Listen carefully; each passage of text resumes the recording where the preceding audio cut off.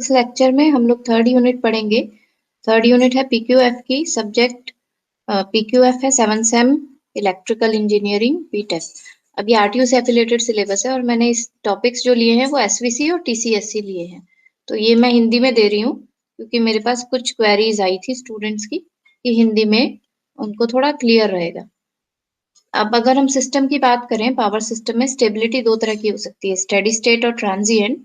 तो steady state stability मतलब कि अगर कोई भी छोटी सी डिस्टरबेंस आती है और सिस्टम वापस से अपनी स्टेबिलिटी को रीगेन कर लेता है, तो हम कहते हैं system is stable, system has steady state stability. इसी तरीके से अगर कोई बड़ी डिस्टरबेंस के बाद सिस्टम अपनी ओरिजिनल कंडीशन को या स्टेबल कंडीशन को रीगेन कर लेता है, तो हम उसे कहते हैं सिस्टम पजेसेस ट्रांजिएंट स्टेबिलिटी। जो फैक्टर्स अफेक्ट करते हैं ट्रांजिएंट स्टेबिलिटी को, बहुत सारे हो सकते हैं कि जनरेटर कितना हैविली लोडेड है, जनरेटर का आउटपुट क्या है, फॉल्ट क्लियरिंग टाइम क्या है, फॉल्ट के बाद ट्रांसमिशन सिस्टम की रिएक्टेंस क्या है, जनरेटर इनर्शिया क्या है, इंटरनल वोल्टेज मैग्नीट्यूड या इनफाइनाइट बस का वोल्टेज कितना है। अगर हमें इंप्रूव करनी है ट्रांजिएंट स्टेबिलिटी तो बहुत तरीके हैं, जैसे डायनेमिक ब्रेकिंग है, हाई स्पीड एक्साइटेशन सिस्टम हम यूज कर सकते हैं, series capacitor, shunt capacitor, insertion means compensation जो हमने पहले के लेक्चर्स में पढ़ा, या फॉल्ट क्लियरिंग या independent pole operation of circuit breakers. इसी तरीके से अगर इसमें हम कंपनसेशन की बात करें तो एक ऑप्शन आता है fact devices, flexible alternating current systems है ये, जो पावर इलेक्ट्रॉनिक्स के इंटरफेस से बनते हैं।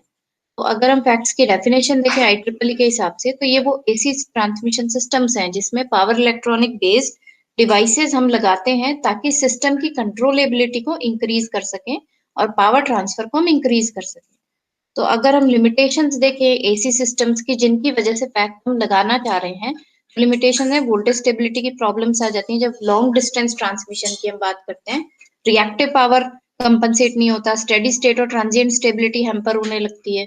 इंटरकनेक्टेड सिस्टम में दो सिस्टम्स हैं, दो अलग अलग एरिया के, वो कनेक्टेड है अगर, तो लोड फ्लो की प्रॉब्लम्स आती हैं, कंजेशन यानी ट्रैफिक बहुत बढ़ जाता है, वोल्टेज स्टेबिलिटी फ्रीक्वेंसी की प्रॉब्लम्स आती हैं, ऑसिलेशंस बढ़ जाती हैं, इंटर एरिया ऑसिलेशंस हो जाती हैं। इन सब का एक ही सॉल्यूशन है, एक ही नहीं बहुत सारे हैं, पर one of the solution is fact devices. तो अगर हम यूटिलिटी की बात करें फैक्ट्स कंट्रोलर्स की, तो बहुत सारे हमारे पास ऑप्शंस हैं। फैक्ट्स कंट्रोलर इसीलिए कहा जाता है इसे क्योंकि ये एक कंपनसेशन के अलावा भी बहुत सारे काम कर सकता है, जैसे पावर ट्रांसफर कैपेबिलिटी को बढ़ाना, स्पीड, हाई स्पीड रिस्पॉन्स होता है इसका, रिस्पॉन्स टाइम बहुत कम होता है, लाइन इम्पिडेंस कम हो जाती है, वोल्टेज को कंट्रोल कर लेता है, ये सिस्टम की सिक्योरिटी बढ़ जाती है, फ्लेक्सिबिलिटी मतलब हम जो टर्न ऑन टर्न ऑफ कर रहे हैं थायरिस्टर्स को, उनकी वजह से हम इंजेक्शन ऑफ रिएक्टिव पावर या एक्टिव पावर को मैनेज कर सकते हैं। ठीक है, यानी रिएक्टिव पावर और एक्टिव पावर। तो इसी इसी इसी तरीके को अगर हम एक सिंपल डायग्राम में देखें जहां ये दो सिस्टम्स हैं, तो इन दो सिस्टम्स में जो पावर ट्रांसफर हो रहा है, let us say it is P, तो पावर ट्रांसफर डिपेंड करता है V1 V2 by x into sine of angles, difference of angles, del 1 minus del 2। तो ये V1 V2 जो है यहाँ के वोल्टेजेस हैं, तो कंट्रोल पैरामीटर्स क्या हो गए, वोल्टेजेस, रिएक्टेंस और ये एंगल्स। तो अब अगर हम इसमें देखें तो वही कंट्रोल पैरामीटर्स हैं, कंट्रोल वेरिएबल्स हैं, है ना।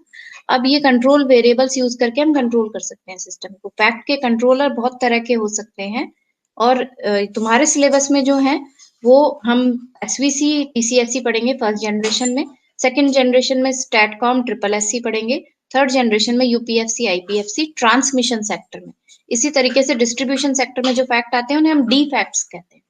तो इस पर्टिकुलर लेक्चर में हम एसवीसी टीसीएससी पढ़ेंगे, तो उसमें समझने के लिए पहले ये समझना पड़ेगा कि मैकेनिकली स्विच्ड कैपेसिटर्स और रिएक्टर्स जो होते थे उनको हम मैकेनिकली स्विच करते थे। एक एक ऑपरेटिंग पर्सनल हमें भेजना पड़ता था फील्ड में जो कि उस स्विच को ऑन या ऑफ कर सके। तो अगर ये चीज हट जाती है, ऑटोमेटिक कंट्रोल हो जाता है, तो वो एक टाइम लैग जो आता है, एक जने का जाना, उसका बंद करना या खोलना और वापस आना, तो ये जो टाइम लैग है ये बच सकता है। तो ऑटोमेटिक स्विचिंग इसलिए फायदेमंद है। और अगर हम कंपैरिजन देखें तो कंपैरिजन अगर एसवीसी का देखें, स्टैटिक वीआर कंपनसेटर का, मैकेनिकली स्विच्ड कैपेसिटर और मैकेनिकली स्विच्ड रिएक्टर से, तो शॉर्ट सर्किट लेवल सिमिलर रहता है, चेंज नहीं होता है, अच्छी बात है। ट्रांसमिशन का फेज एंगल जो है वो कंट्रोल्ड हो जाता है एसवीसी में, लेकिन एमएससी और एमएसआर में ये इंक्रीज हो जाता है। स्टेडी स्टेट वोल्टेज जो है वो कंट्रोल्ड रहता है एसवीसी में, लेकिन इन दोनों में एक में बढ़ जाता है, एक में घट जाता है। ये सही नहीं है, कंट्रोल रहे तो सही है। वोल्टेज अगर लोड रिजेक्शन होता है, एकदम से लोड हट जाए, तो वोल्टेज यहाँ पर एमएससी में ज्यादा हो जाएगा, एमएसआर में कम हो जाएगा, पर एसवीसी में हम कंट्रोल कर सकते हैं इसको by controlling the operation of thyristors. ऐसे ही अगर एप्लीकेशन की बात करें तो एमएससी को हम voltage stabilisation at heavy load के लिए करते हैं, एमएसआर को लाइट लोड्स के लिए यूज किया जाता है, और एसवीसी की बात करें तो फास्ट कंट्रोल है ये, तो डैम्पिंग, स्विंग्स के टाइम, ऑसिलेशंस के टाइम, या रिएक्टिव पावर या एक्टिव पावर का कंट्रोल, सब कुछ हो सकता है इससे। तो एसवीसी बेसिकली क्या है, कॉम्बिनेशन है ये थैरिस्टर कंट्रोल्ड रिएक्टर और थैरिस्टर स्विच्ड कैपेसिटर्स का। तो अगर हम इसको देखें तो टीसीआर, टीएससी, या तो ये दोनों होंगे या इंडिविजुअल हो सकते हैं, ये दोनों होंगे। इनके साथ फिल्टर सर्किट भी लगाया जा सकता है, और कंट्रोलर जो यूज होता है, hardware controller, software controller use होता है इसमें। तो अगर टीसीआर की बात करें, उसका एक सिंगल लाइन डायग्राम बनाए तो थैरिस्टर्स दो एंटी पैरेलल में लगे हुए हैं, एक रिएक्टर लगा हुआ है यहाँ पर, और छोटा सा कैपेसिटर हम लगाते हैं ताकि इसकी जो फिक्स्ड कैपेसिटर जो हमने अभी ऊपर पढ़ा, यहाँ पर फिल्टरिंग के जो काम आता है, फिल्टर सर्किट में फिक्स्ड कैपेसिटर लगता है। तो अगर इसका हम सर्किट बनाए, इक्विवेलेंट सर्किट कुछ ऐसा बनेगा, यानी ये जो इंडक्टेंस है, इंडक्टेंस एक्सेल की वैल्यू जो हम इंजेक्ट कर रहे हैं लाइन में, वो वेरी हो रही है इन थैरिस्टर्स के ऑपरेशन से, डिपेंड कर रही है फायरिंग एंगल अल्फा और कंडक्शन एंगल बीटा पे, तो अगर कंडक्शन एंगल सिग्मा पे। तो अगर हम ये देखें तो ये बेसिकली इस एक्सेल की वैल्यू को चेंज कर रही है, वेरिएबल कर रही है, तो यहाँ पर वेरिएबल का साइन ये लगा हुआ है इसमें।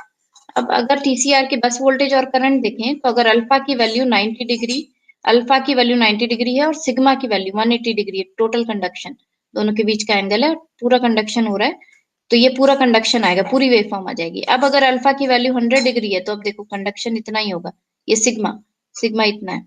इसी तरीके से तुम सिग्मा की वैल्यू अब 100 है, कम है, तो कंडक्शन कम है। ठीक है, तो ये इसका एक इक्विवेलेंट सर्किट बना रखा है, अल्फा फायरिंग एंगल है, सिग्मा को कंडक्शन एंगल कहते हैं, तो वो 2 इंटू पाई माइनस अल्फा हो जाएगा दोनों साइकिल्स के लिए, दोनों हाफ साइकिल्स के लिए, यानी फुल फुल साइकिल के लिए। इसकी अगर हम टीसीआर की ससेप्टेंस की बात करें तो ससेप्टेंस तुम्हारी वेरी करती है इस तरीके से, यानी अगर अल्फा की वैल्यू 90 डिग्री है तो ससेप्टेंस होगी 1/XL, और अगर सिग्मा अल्फा की वैल्यू 180 यानी कंडक्ट ही नहीं कर रहा, कंडक्शन एंगल 0 है, तो ये भी 0 होगी। इसी तरीके से अब थैरिस्टर स्विच्ड कैपेसिटर देख लेते हैं। इसमें हम कैपेसिटर लगाते हैं थैरिस्टर्स के साथ, तो ये इक्विवेलेंट सर्किट बन सकता है, और इसको वेरिएबल कैपेसिटर से हम शो कर सकते हैं। तो जो कॉन्फ़िगरेशन यूज होता है एसवीसी में, या तो टीसीआर यूज होगा या टीएससी, है, इन दोनों का कॉम्बिनेशन होगा। तो कंटिन्यूअस कंट्रोल होता है, ट्रांजिएंट्स को हम एलिमिनेट कम कर सकते हैं, रिड्यूस कर सकते हैं, हार्मोनिक्स को रिड्यूस किया जा सकता है, रिडंडेंट ऑपरेशन भी हम कर सकते हैं, एक साथ ऑपरेट कर सकते हैं, और फ्लेक्सिबिलिटी बढ़ जाती है। इसी तरीके से ये filter TCR plus TCSC plus filter circuit में कैपेसिटर, फिक्स्ड कैपेसिटर यूज होता है, और साथ में हम रिएक्टर भी लगाते हैं ताकि वो थोड़ी बहुत हार्मोनिक्स को कंपनसेट कर सके। तो basic configuration TCR with fixed capacitor और filter circuit, TCR TSC with filter circuit and TCR TSC, basic ये जो कॉन्फ़िगरेशन है यूज होते हैं। सिंगल लाइन डायग्राम इस तरीके से होता है कि हम एक एसवीसी को एक ट्रांसफॉर्मर के थ्रू हाई वोल्टेज लाइन से कनेक्ट करते हैं, डायरेक्टली नहीं कनेक्ट करते, ओवरऑल इकोनॉमिक्स इससे सही हो जाती है। तो अगर हम वीआई कैरेक्टरिस्टिक देखें एसवीसी की, तो अगर ये वोल्टेज की एक्सिस है, यूटी जहां लिखा हुआ है, और ये करंट की एक्सिस है, पॉजिटिव एक्स एक्सिस को हम इंडक्टिव करंट से शो करते हैं, और नेगेटिव एक्स एक्सिस पे हम कैपेसिटिव करंट शो करते हैं। तो अब ये कंट्रोल वोल्टेज जो है, ये जैसे जैसे रिड्यूस होता जा रहा है, देखो यहाँ पर वैसे वैसे जो करंट्स हैं, IL maximum, maximum value inductive current और कैपेसिटिव करंट की भी वेरी हो रही है इससे ना। तो इसमें ये कंट्रोल में तुम्हें सिर्फ ये कंट्रोल पैरामीटर है यहाँ पर, ये टर्मिनल वोल्टेज, तो ये चीज ध्यान रखनी पड़ती है। एक एग्जांपल देखें कि अगर 600 किलोमीटर की लाइन है, दो नेटवर्क्स कनेक्टेड हैं, ये 3 नेटवर्क्स कनेक्टेड हैं, और यहाँ पर मिड पॉइंट पे मैंने एसवीसी लगा दिया, तो पावर ट्रांसफर इंप्रूव हो जाता है, वोल्टेज प्रोफाइल इंप्रूव हो जाती है, शंट में लगता है इसलिए। तो एप्लीकेशंस अगर एरिया हम इस एक्सेलरेटिंग एरिया और डिसेलरेटिंग एरिया से देखें, इक्वल एरिया क्राइटेरिया से, तो यहाँ पर जो एरिया है, ये वाला एरिया बढ़ा देता है, जिससे कि हमारी ओवरऑल सिस्टम स्टेबिलिटी इंप्रूव हो जाती है। अब अगर टीसीएससी की बात करें, टीसीएससी में एक कैपेसिटर है जिसके पैरेलल में एक इंडक्टर लगा हुआ है, उस इंडक्टर के साथ थैरिस्टर स्विचेस होते हैं, बेसिक मॉड्यूल है। प्रैक्टिकल मॉड्यूल में इस कैपेसिटर के पैरेलल में एक इंडक्टर है, फिर ये जो स्विचेस हैं थायरिस्टर स्विचेस, इनके पैरेलल में एक यूएचएससी अल्ट्रा हाई स्पीड कॉन्टैक्ट लगा हुआ होता है कि इन्हें बाईपास करना हो, इन्हें हटाना हो सर्किट में से, तो हम इसको बंद कर देते हैं ताकि इस इंडक्टर के थ्रू यहाँ से पास हो जाए और थायरिस्टर्स कंडक्ट ना करें। और एक मेटल ऑक्साइड वेरिस्टर लगा हुआ होता है, एक इंडक्टर लगा रखते हैं हम, एयर गैप अरेस्टर रखते हैं, एक सर्किट ब्रेकर फॉर प्रोटेक्शन। ये प्रैक्टिकल मॉड्यूल था इसका। अगर हम ऑपरेशन की बात करें तो ऑपरेशन में एक कैपेसिटेंस तो फिक्स्ड है, इसकी कैपेसिटर जो लगा हुआ है, इंडक्टर है उसके साथ हमने थायरिस्टर्स लगा रखे हैं, तो वेरिएबल इंडक्टेंस है बस, कैपेसिटेंस वेरिएबल नहीं है, फिक्स्ड है। तो अगर इक्विवेलेंट इंपीडेंस देखोगे तो जेड इक्विवेलेंट को तुम जब निकालोगे तो ये निकलेगी वैल्यू। अब इसमें 3 कंडीशंस आ सकती हैं कि जब omega C -1 upon omega L, ये जो इसका डिनोमिनेटर है, इसको मॉडिफाई करके इस फॉर्म में लिया है, तो डिनोमिनेटर ग्रेटर देन 0 हो, लेस देन 0 हो या इक्वल टू 0। अगर ये ग्रेटर देन 0 है तो वेरिएबल कैपेसिटिव रिएक्टेंस रहेगी, अगर ये इक्वल टू 0 है तो ये रेजोनेंस कंडीशन हो गई। और रेजोनेंस में मैंने पिछले लेक्चर में भी बताया था, it is an unacceptable condition, क्योंकि लोड तक पावर डिलीवर ही नहीं होगा। और अगर ये लेस देन 0 है तो वेरिएबल इंडक्टिव रिएक्टेंस का मोड है ये। अब 3 मोड्स हो सकते हैं इसके ऑपरेशन के। First is the bypassed mode, जिसमें ये थायरिस्टर मोड है। बाईपास्ड मोड का मतलब है बाईपास्ड कैपेसिटर मोड। हम इस मोड में क्या करते हैं, कैपेसिटर को बाईपास कर देते हैं। ये कैपेसिटर है, बाईपास हो जाता है, सारा करंट जो है थायरिस्टर से पास हो रहा है, इसलिए हम इसको थायरिस्टर मोड कहेंगे। बाईपास्ड और थायरिस्टर, ऑब्लिक थायरिस्टर आएगा यहाँ। तो सेकंड मोड हो जाता है ब्लॉक्ड थायरिस्टर मोड, यानी थायरिस्टर को हमने ब्लॉक कर दिया, ठीक है। तो अब ये फॉरवर्ड ब्लॉकिंग मोड में है, तो अब यहाँ से जो करंट पास होगा वो सिर्फ कैपेसिटर से होगा, सिर्फ कैपेसिटर से, ठीक है। ब्लॉक्ड थायरिस्टर मोड है।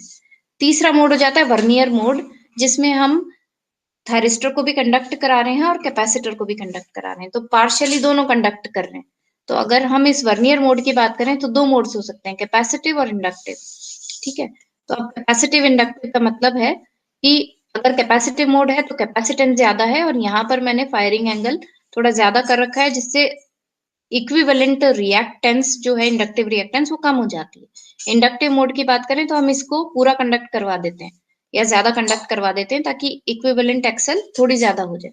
अब अगर हम टीसीएससी की बात करें और इसको इक्विवेलेंट सर्किट बना के देखें और पावर एंगल कर्व से देखें, तो पावर एंगल कर्व जब बनाओगे विदाउट दिस सीरीज कैपेसिटर, टीसीएससी के बिना जो तुम्हारा पावर एंगल कर्व मिलेगा वो इस तरह का मिलेगा। टीसीएससी लगाने के बाद पावर बढ़ जाता है, तो ये पावर एंगल कर्व में विद एससी सीरीज कंपनसेटर और सीरीज कैपेसिटर, क्योंकि ये जो टीसीएससी का पावर है क्यों बढ़ जाता है, एक्सएल माइनस एक्सी, जो डिनोमिनेटर में रिएक्टेंस है, कम हो जाती है। इसी तरीके से अगर हम एक्स टीसीएससी निकालें टोटल, तो टोटल टीसी, इसका डेरिवेशन तुम्हारी किताब में दिया हुआ है, I have provided you all the material for studying. तो ये डेरिवेशन में इतना आ जाएगा, जहां पर एक्सी है फिक्स्ड कैपेसिटर की नॉमिनल रिएक्टेंस, एक्सपी है इंडक्टर की रिएक्टेंस, और sigma conduction angle, alpha is the firing angle, K degree of compensation है omega R by omega square root of XC by XP है, ठीक है। और इसको हम capital K is the degree of compensation, X T C S C by XL, ये small K, ठीक है। तो इस लेक्चर के लिए इतना ही बहुत है। नेक्स्ट लेक्चर में नेक्स्ट टॉपिक्स पढ़ेंगे हम, थर्ड यूनिट के, पीक्यूएफ की थर्ड यूनिट के। और कोई भी डाउट्स हो, you can type it in the comments.